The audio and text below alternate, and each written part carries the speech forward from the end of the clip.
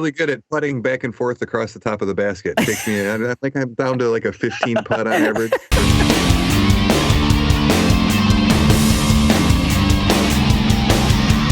Now, I'm not opposed to maybe having a condiment stand, or not a condiment stand, but a snack stand, whatever. But you have to It's where you buy your ketchup and mustard.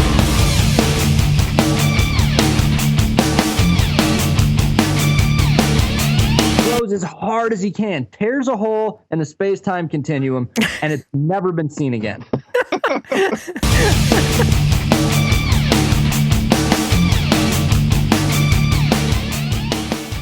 Hello, everyone, and welcome to episode number 19 of the Zen Disc Golf Podcast. I am Patrick McCormick, a.k.a. Zen Disc Golf, and the author of the guilty pleasure romance novel, Zen and the Art of Disc Golf. And I am the Let It Be of the Beatles' Zen Disc Golfography. Also joining us, we have Zach Englehart, aka the Ticklish Hamster and the Revolver of the Beatles' Zen Disc Golfography. Also joining us, we have Tim Stewart, aka Mind Body Disc and the Rubber Soul of the Beatles' Zen Disc Golfography. Incidentally, Chris Bowden isn't joining us today, but if he were, he would be our yellow submarine. Ringo. We also have a very special guest. We have Alan Musselman of Tribaloid, who has been bringing disc golf into the digital gaming realm for some time now. How you doing, Alan? Doing good. Nice introduction. So before we get started, I want to do our strategies for success segment. Today, guys, I want to talk about gratitude. If you read my book, Zen and the Art of Disc Golf, you know that I place a great emphasis on having a proper attitude set and how it sets the foundation for everything in life and on the course. And if there's one thing I kind of wish I could go back and spend a little bit more time in the book, it's talking about the fastest way to develop a proper attitude by adding a gratitude routine to your day. Gratitude fuels attitude. When we have a gratitude mindset, the mind starts looking for ways to fulfill vision. And vision is anything we want: a good drive, sinking a putt, promotion at work, anything. The opposite of gratitude is thanklessness. And when we're programmed only to see the things that we don't have, can't do, all sorts of negativity, our mind becomes programmed in that direction. And where the mind goes, so does the body. So I recently read a gratitude routine that I think is probably really effective and maybe helpful for you. Use a jar, a box, a container, or anything. Put it at your front door with a bunch of small slivers of paper next to it. And every day before you leave the house, take one of those sheets of paper and write down, number 1, something that you are grateful for. Number 2, something that you want. And number 3, the actions that you're going to take to get you there, because you can't do anything without action. So, for example, number 1 would be, I am thankful for this excellent plastic in my disc golf bag. Number 2 would be, I'd like to sink more 25-foot putts. And number 3, I'm going to do this by practicing putting every day. That kind of goes along with our SMART strategy that we used in the last episode. Another example might be in your life. Number 1, I'm thankful that I wake up every morning with a roof over my head. Number 2, I would really like a promotion at work. And number 3, I'm going to do this by leading by example and thus showing my value to my employer. There's many ways you can add gratitude routine to your day. This is just one idea. Journals are excellent. Mantras are great. But no matter what you do, I promise that adding gratitude to your routine will change your life for the better. And that's another tool for your disc golf bag. So let's talk to Alan from Tribaloid. Alan is a software developer, and he's been bringing disc golf into the digital realm. You've probably seen his ads in Disc Golfer magazine and seen his apps on the iPhone, Glow Disc Golf, Bag Tag Challenge, but now he's currently working on actually bringing disc golf into the high-end console video game realm. So first of all, Alan, how are you? Doing good. Awesome. And I'm so happy to finally have you here. Been meaning to have you on the show for some time. So Alan, tell us about your background and how you got started with disc golf and software and all the crazy stuff that you're doing now. Cool. Thanks, Patrick. I I kind of started off in web design. Back in the day, I kind of got started in the web boom in the 90s. So, I was working at Shalotsky's and stuff, making $4.25 an hour. And I learned how to write a little HTML and some JavaScript to make a rollover. And at the time, my mom was learning graphic design, and I had this Mac at the house, and she had Photoshop and Illustrator on it. And I just ended up picking those two tools up before I even graduated high school, and started building websites for folks. That's kind of where everything kind of got started for me. Was really in the web world. And then, things kind of started changing a lot, with how stuff was being coded. HTML was evolving. You didn't have to use the font tag anymore. You didn't have to go search and replace through documents. So it was really an exciting industry to be in. So then I got so good, I ended up beta testing and alpha testing Macromedia software, Dreamweaver, Flash, and Fireworks, and ended up getting hired in technical support at Macromedia. Oh, that's cool. And they brought me out to San Francisco from Dallas, Texas. Being in Dallas, there's not much there other than disc golf, so you kind of feel landlocked. So I was super excited to come out to San Francisco, and I worked in technical support, and eventually moved into business development, working on some of the directly with the customers, going and visiting, and seeing how they're using the products, even helping them out if there's something that they're having trouble with. But really, kind of going out there, looking out for like new features, listening to their wishes, and coming back and bringing in a lot of user research. That's a lot of the stuff that I kind of started specializing in. And Macromedia got purchased or acquired by Adobe, which was at the time it was really kind of stressful, but it was actually a good thing for both companies. They really needed to get together and buckle it up and figure out how to make sure that the end user is not confused and has all these options, give them a streamlined process. So I worked at Adobe and helped them go down that path where we combined a lot of the tools, and I ended up working on the Creative Suite business development team there. Right on. And it's a shame that Chris couldn't join us, because I'm sure he'd love to sit here and pick your brain about the software and the technical side, because he kind of started out a lot of the same way I'm thinking as you did. So tell us about how this relates to disc golf, and when you get started with disc golf and started to apply the two together. So, that's interesting. I always kept the two separate.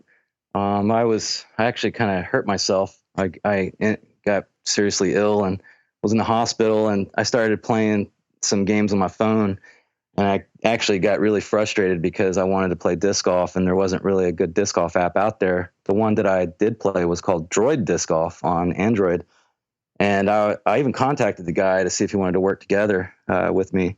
Turned out to be a student in school, and he was doing his own thing and didn't really have time to collaborate on anything. So I ended up creating my own game, and that was Around the Rock Disc Golf. It all started, it was pretty stressful, you don't really know what you're going to do. You're sitting there in this 3D environment, trying to okay, well, what are we going to do? So I ended up coming up with these floating rock islands, and that eliminated a lot of stuff like boundaries and, rolls and how the disc would land.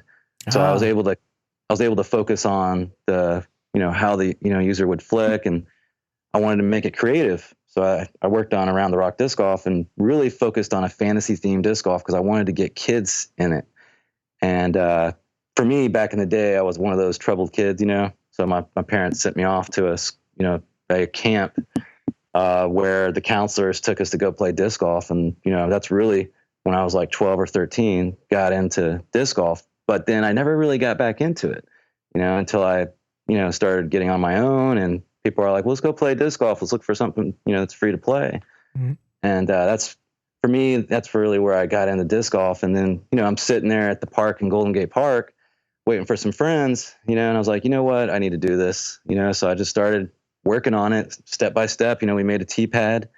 You just made one disc and you threw it at this, 3D basket. And I can't tell you how much I giggled. I giggled for like 3 hours. I was just sat there just throwing it, and there was no scoring, nothing. It was just me flicking into the basket. I must have done it like 1,000 times, just sitting there like, this is so cool. And that's really what took me off. And so I ended up just started working on that. And it was cool because like when I launched it on Android, I didn't really know what was going on. I've never made an app before, so I went through the whole process of learning how to actually develop for Android. And that was a kind of a big learning curve for me. And then I've learned how to develop for iOS, and I'm cross-platform. So we kind of, we work where we find features that we can, have them work across platforms versus like iOS has a specific feature like 3D touch. We don't want to really use it because then people aren't going to be able to have that on Android. Okay. So we're really careful we're very careful about the cross-platform initiative stuff. And so from Around the Rock, and then you went into the Glow Disc Golf app, and then the Bag Tag Challenge. Oh, actually, so Around the Rock, was the fantasy theme one. Really targeted the kids. Then I wanted to figure out how to target, the people that were real serious about disc golf. So I took on Bag Tag Challenge. Oh, okay. And at that time, I had a whole bunch of fake discs in the game. I was working on it. I sent an email out to Innova. I asked them if they wanted to work with me, and I could put their discs in the game, and they were excited about doing it. I was too, and we ended up, putting their discs in the game. So you could actually, because at the time, I've grown up with Innova, so I was just so super excited to reach out to them and be like, hey, can I put your disc in the game? Because I love them. Yeah, and that's one of the coolest things I like about Bag Tag Challenge is you actually get, like, I'm looking at it right now, and you have the AVR. And you can actually see the speed, the glide, and everything. I'm playing in your game right now. and that was super nice.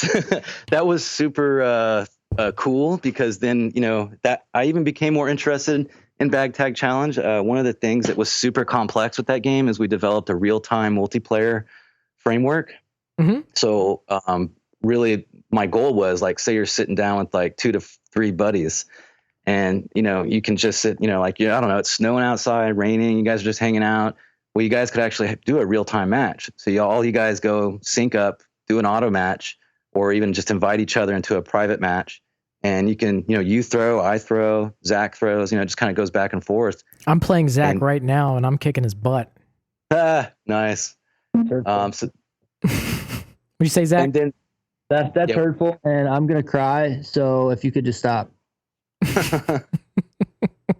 I'm sorry, Alan. Go ahead. Well, if you guys make an ace, that let me know. Actually, I'm on like 13 throws on the first hole. Oh man! Well, welcome to my life of video games. Something I'll mention here. I don't know what course you guys playing. You guys know? Is it like there's a course there called Eucalyptus Park, and I designed that off of the Golden Gate Park. Oh, cool! But I never called it Golden Gate Park, but I if you're familiar with the park, you play it. And there's always times like I want to go back in the game and update the environments and stuff like that. So there's always room for me to go back and make it look even better. It doesn't look bad now. It looks good. Nice. I like the environment and stuff. I'm playing Eucalyptus now. That course is on my bucket list. I can't wait to get out there and play it. You don't have to wait. You can just play it right on your iPhone. I know. Now I can just pull up the phone and play. I just parred hole number 2. I'm sorry. Put it down. No, something interesting for you guys in terms of iPhone and Android. iPhone's got maybe 3 or 4 different versions, but they're pretty standardized. Where when I develop for Android, there's right now Bag Tag Challenge supports over 10,000 different devices. Oh wow!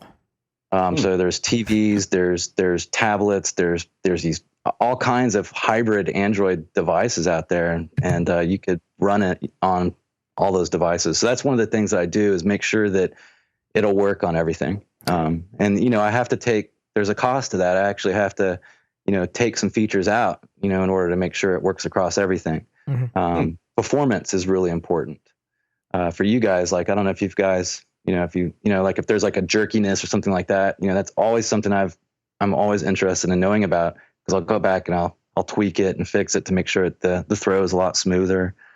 Okay, right on. Things like which one is the most popular? Around the Rock, Glow Disc Golf, or Bag Tag Challenge? That's a tough call. So Around the Rock and Bag Tag are paid apps. Glow Disc Golf is free to play. Okay. two very different models. I personally enjoy making a game like a movie and releasing it. I don't like nickel and diamond folks, and that's just not. And so for me, it took me a long time to make a free to play game because there were some morals involved there, and I didn't want people to have to, the disc wears or something happens and then they've got to go, buy it, and then they're frustrated because it's not thrown right. So I ended up just adding energy, and kind of working along perks because it was difficult because I felt that it was a physical thing. So I introduced characters in that game in Glow. So Glow has, you can actually play as these different characters and they have different traits. One can throw further, one can see above trees and bushes. Right. The other one, everyone has like a different attribute, a different ability. And that to me felt like it was, more, it just felt, better to me to go down that path. So I don't know. I feel Glow, it's free to play, it's got ads in it. So what's really different, what I've noticed is the ratings and reviews, like I'll get tons of 1 stars and these just one-off comments on the Glow disc golf. Whereas Bag Tag Challenge reviews are constructive, and someone may say, "Hey, I was on hole 6 and I did the follow through camera to the basket, and there was a bug, a glitch. It'd go through the mountain, and I didn't know what was happening." So people will be more constructive. It's all about your market. It is. And like the Glow, anybody can download it. So it's that's in the people that don't even know what disc golf is might download it. Right. Whereas Around the Rock and Bag Tag, someone needs to, we're going to have to own up and put down that $1, to get the game. Cause it's just how I've built it. There's no in-app purchases either. Like when you buy Bag Tag, I'm just going to continue putting in new courses. And Around the Rock, cool. we'll just, you know what I mean? I'm looking at actually adding in a bunch of new stuff in the Bag Tag. But right now the new game that we're working on, Disc Golf Champions, has really been taking up a lot of my time. I've been working on it since the middle of last year. Is So this going to be the console game or is this another app? This is going to be the console game. All right, yeah. Let's talk about that. This sounds exciting. No, that's cool. I've got development kits. I'm sitting here, at the office, and I've got tons of stuff going on. Something I'd like to talk about to you guys. I don't, know. It's probably a mystery of how I work here. And I absolutely. I have no idea how any of this works. Voodoo and black magic, right? Yes. It's actually my nickname, Voodoo. So, I do a lot of black magic with this stuff, wave my hand. I knew it. See, yes. Mind body reads your mind.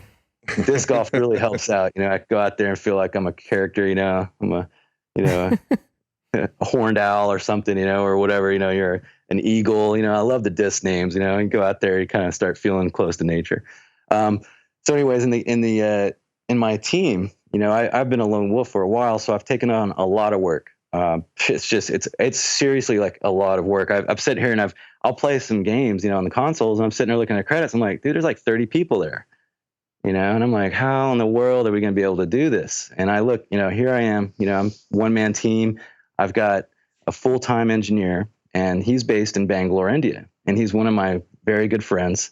One of the great things while working at Adobe was I got to travel a lot and kind of build relationships with other teams, and we had a huge office in India. So I was able to, I made a lot of great friends for life there. Cool. One of my goals is to How's go disc there. golf doing in India?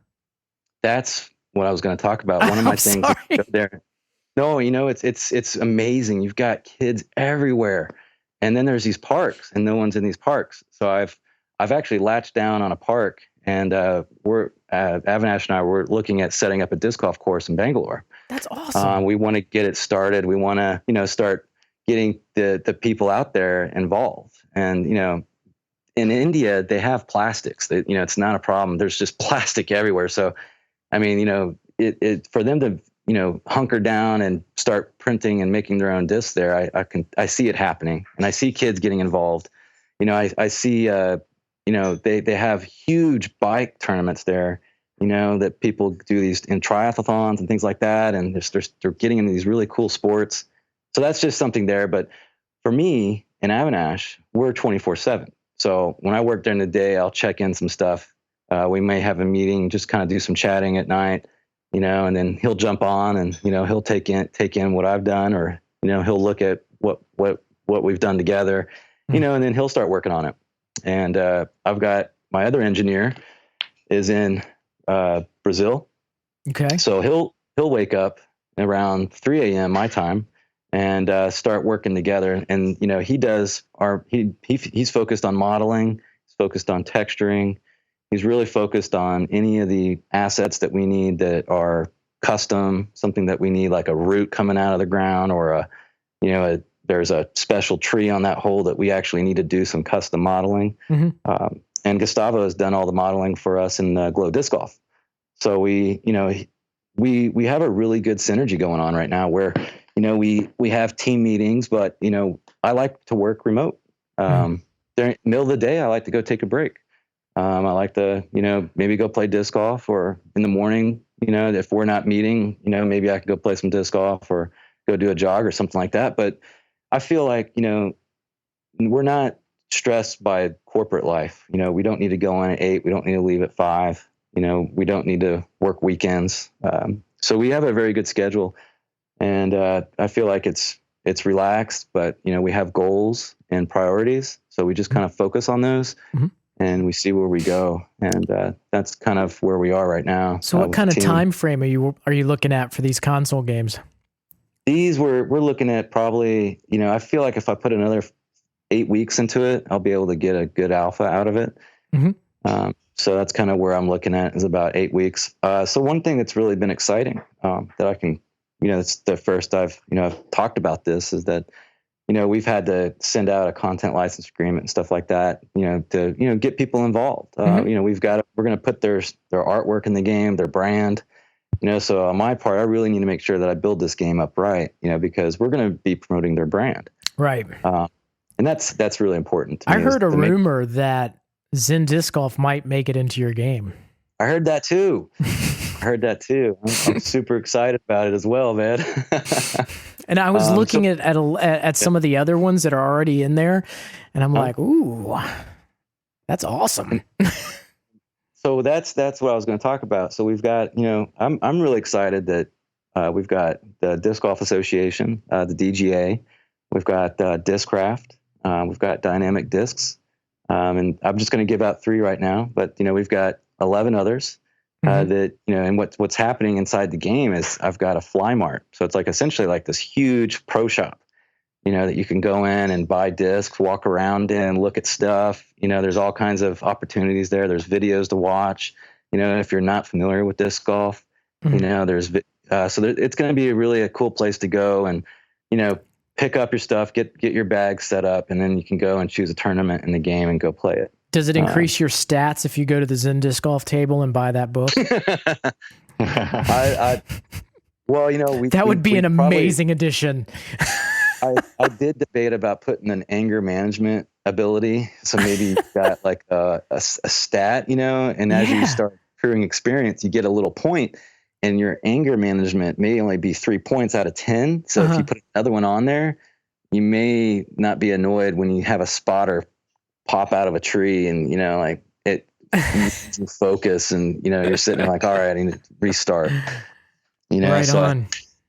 I thought about putting in some stuff like that. Like what would that be called? I mean, that I don't anger know. management, maybe tension, what's your level of tension before you break, Tension's going up, and then the Zen Disc Golf is bringing it back down. Exactly. So you got to go to the Zen Disc Golf booth. Yeah. You read on a chapter. So you have a website, right? What is it? Tribaloid.com? Tribaloid, yeah. That's so back in the day, Tribal and the word Android. But I do a lot of iOS development. But back in the day, I was really excited about the whole Android initiative. I still am. I still feel it's an open environment, so it's cool. So I Tribaloid, TRIBAL, and then OID.com was kind of how I took that name. Right, and so we'll add that to the show notes, and people can go check out your website. Right on. We also have another product called Evolve UI. It's for a Chrome store. It's a user experience design tool. So speaking of your friend Chris, that might be something of interest.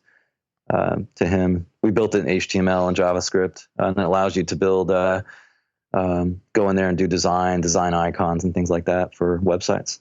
Right on. He probably would be interested in that. All right, Alan, if you don't mind, we're going to move into our disc golf debate. And sure. It's interesting that you brought this up in the digital realm, because now we're going to bring it up in the very real realm. Pay to play. So the great disc golf debaters, Tim and Zach, are with us today. Are both of you all listening in? Oh, yeah. I've been playing disc golf for the last, I don't know. It's really hard. I'm not as this as I am at regular disc golf, come to find out. So I've gotten really good at putting back and forth across the top of the basket. Takes me, I think I'm down to a 15 putt on average for each hole. I'm 14 on 9 holes. Yeah, and unfortunately, every stroke counts. But that's realistic. So the great disc golf debaters, Tim and Zach, are going to be debating pay to play today. So up for consideration and debate, a pay to play on your course. So Tim will be arguing for pay to play, and Zach will be arguing against pay to play. Now, this bears no mention that this is actually what they believe in. As a matter of fact, I usually try to flip-flop it and make them argue the opposite for my entertainment and yours. So I will be scoring today since Chris isn't there or isn't here. And here's how the scoring will be worked. 1 point awarded for each argument or clever rebuttal. 1 point awarded for clever insult. As always, 1 point will be deducted for any mention of the building or gifting of a boat, and 2 points added for any fitting Beatles metaphors or any other topic mentioned in this podcast. So, since Tim went first last time, Zach, would you be willing to go first this time? And telling us why we should not pay to play. Well, it's a fair thing for somebody to want to monetize a course, but I have to say that I think that the world is a shared space, and that if you're gracious enough to use your own property to let people come on to it, I don't feel like you should charge them to do so. I feel like disc golf is a community environment that everybody should be able to just freely walk on the course and come and go as they please. Now, I'm not opposed to maybe having a condiment or not a condiment stand, but a snack stand, whatever. But you have to understand. That's where you buy your ketchup and mustard. Sorry. We all live in a yellow submarine, and we need to be able to share our space. Okay, Tim. Well, I know that you'd like your local disc golf course to just turn into an old hippie commune where everybody sits around and sings Kumbaya and Beatles songs all the time. But, we do live in the real world where these courses take upkeep, and people always complain that they want nice courses and they want nice baskets and they want nice tee pads and they want the lawn mowed and the trees trimmed. And, all that takes money. We can't all, sit around and ask Yoko Ono to come out and trim our lawn for us. We've got to actually have people that are paid to do that. Okay, Zach. That's a pretty standard right-wing capitalist response. In defense of hippies, I would have to say that I think that you are just completely hindering bringing young players into the game, because I don't know many 14-year-old disc golfers with a consistent income. And how hard is it?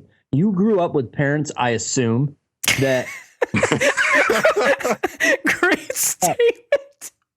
That you went and said, Mom, Dad, can I have $10? And they were like, not in this economy, son. We're conservative.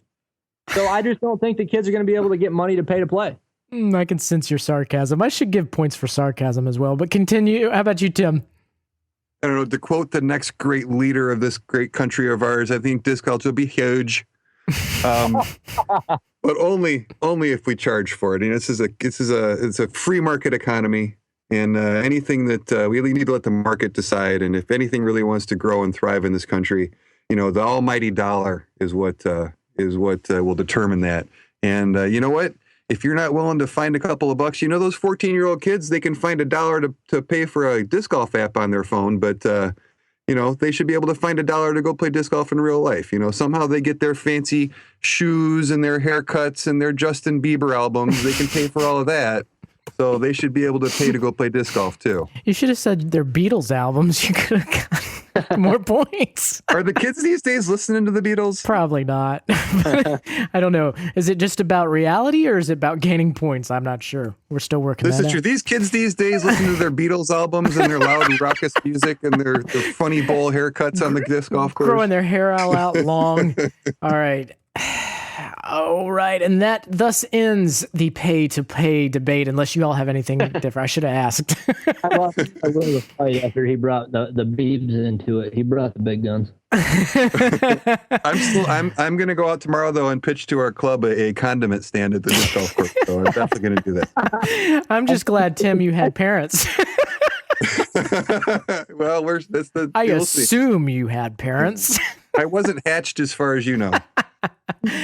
All right. So, you know what? I have this one at a pretty even keel. You have, looks like 6 points to 6 points as far as I'm concerned. So, That was a good one. That was a battle. yeah, it was. Yeah, I like it. I will be taking this clip along with the show notes and forwarding to the PDGA for their consideration on pay to play.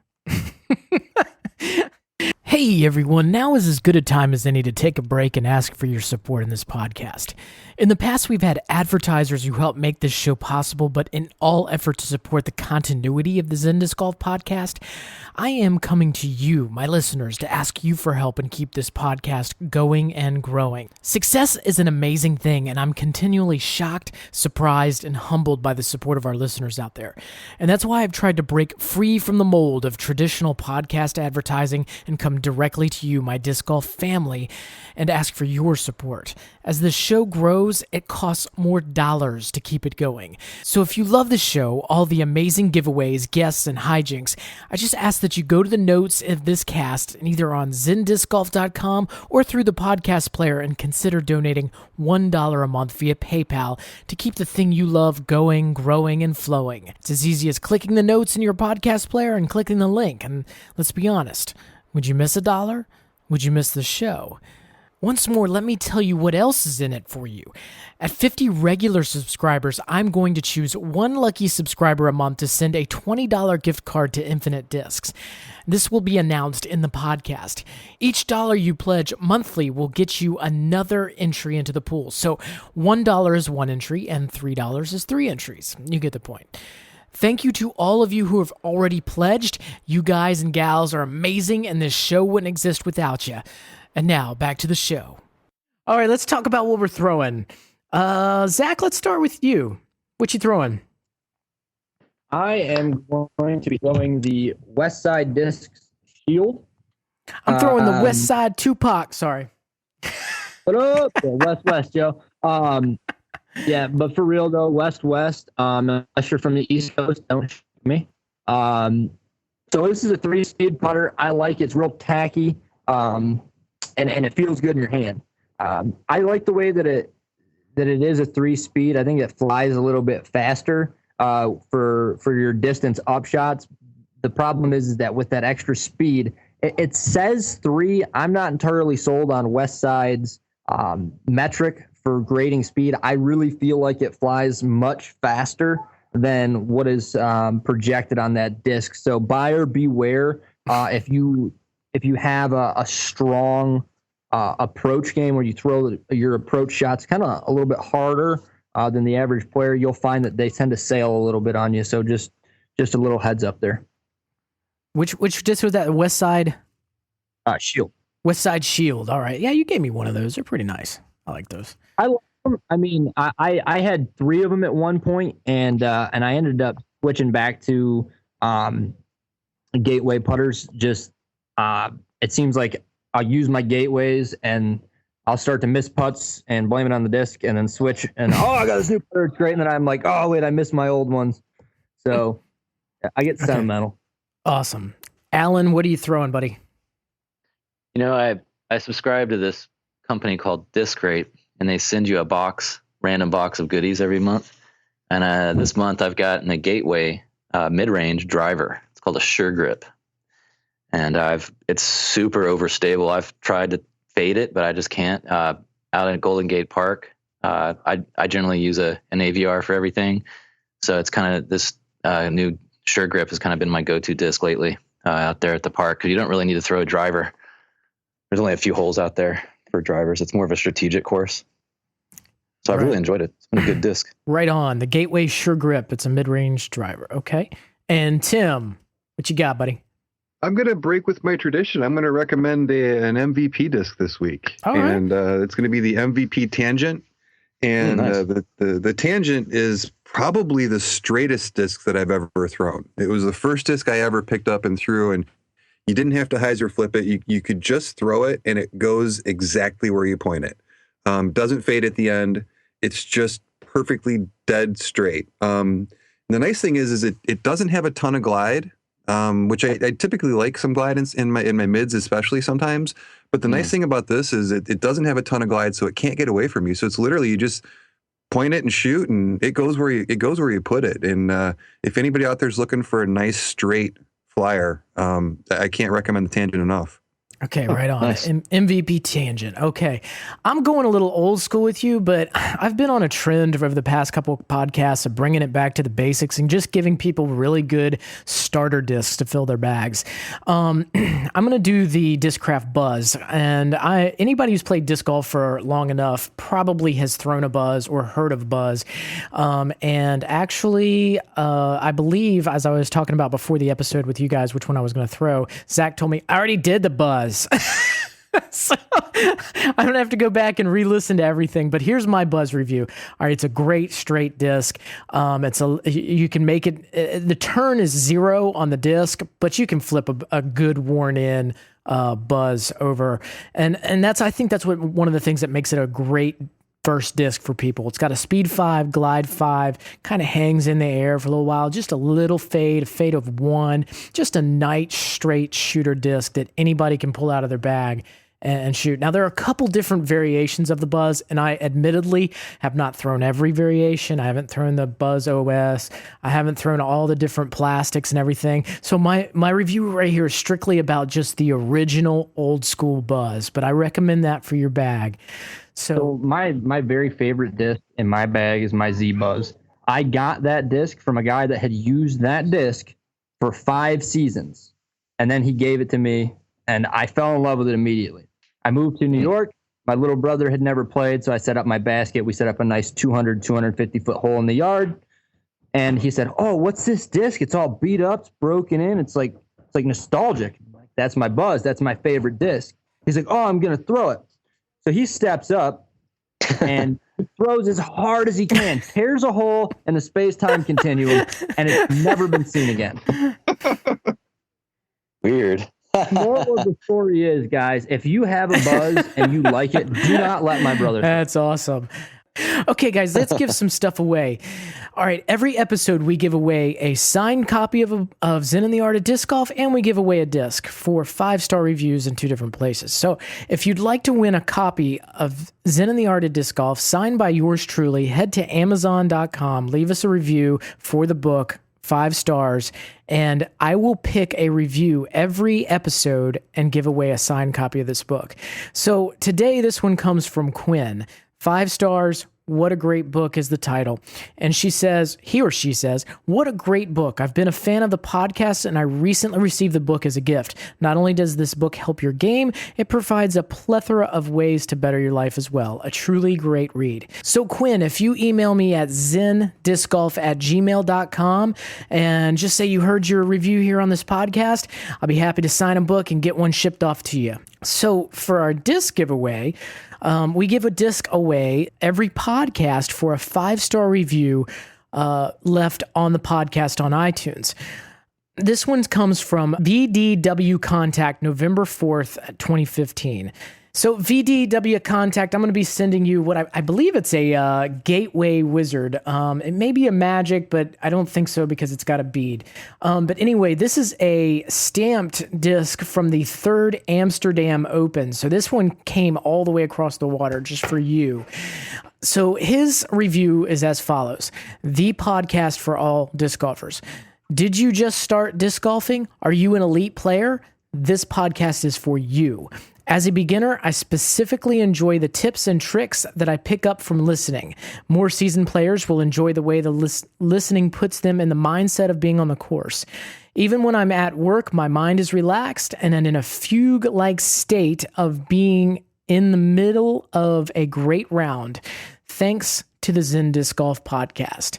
So, again, VDW contact. If you VDW contact me at zendiscgolf@gmail.com. Say you heard your review on here. I'd be happy to send off this gateway putter to you. So, does anybody have anything else on this episode? Ring of Fire, baby. Oh, yes. No. Let's not forget the Ring of Fire. We're bringing back the Ring of Fire on this episode for Alan Musselman. This goes between Zach and Alan.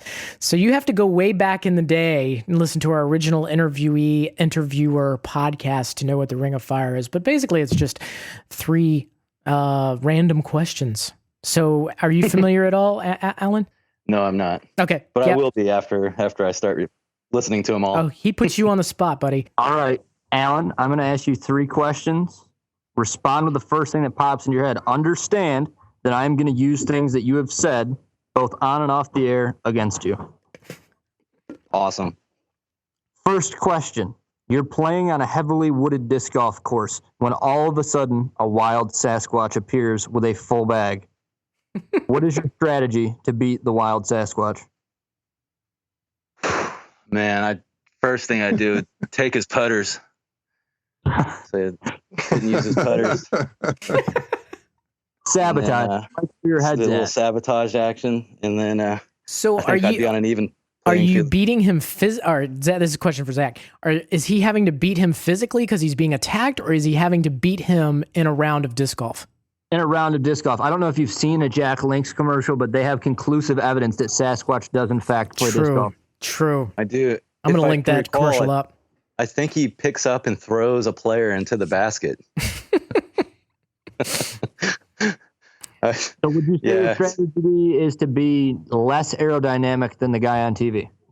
I'm gonna stay away from him as much as possible. At least 20 feet back from the tee pad. If you were to design a website for a cafe, what kind of cafe would you choose? Or bakery. Bakery, rather. Or bakery? Okay, Guatemalan bakery. Wow. Why Guatemala? I love Guatemalan food. Tamales, pachas, and you've got all the good stuff there. You got black beans, cheese. It's all there for you. You need it breakfast, lunch, and dinner. And you have experience. Say that again. And you have experience. Yes, I do. I have experience. I ate there so much that they wanted a website. So there's a bakery down the street I go to a lot, and it's a Guatemalan bakery. And I just go there every day, and I ended up knowing their name and built a relationship, and they needed a website, and I helped them open up a new location. So now I go there, and it's just great. I love it. Man, he just spreads the love all across software, disc golf, Guatemalan bakeries. This guy's all over the place. Third and final question. Are you ready? I think so. If you were to watch a movie about rooms, how many rooms would you want that movie to have? 4. I believe it would have 4 rooms, including one with the disc golf basket. Very good. I like it.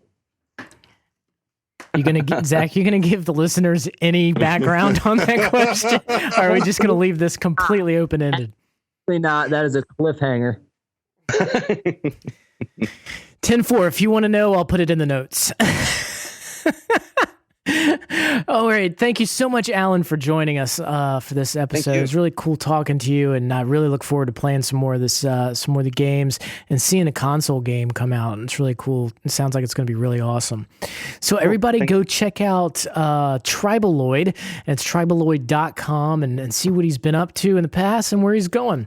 Also follow zendiscgolf.com, mindbodydisc.com, and Chris isn't here, but we'll go ahead and give him a shout out, dgputtheads.com. So follow us everywhere. We are always giving away free stuff. So there's tons of reasons to join in the fun. But most importantly, don't forget, just throw.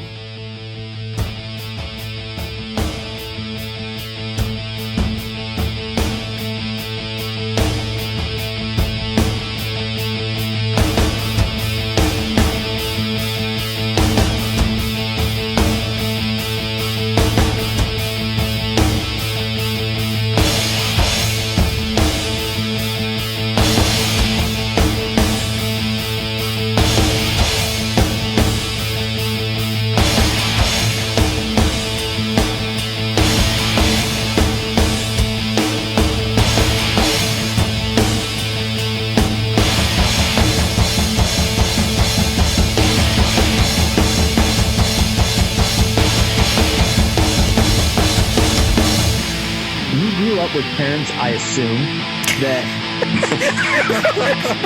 Christine. that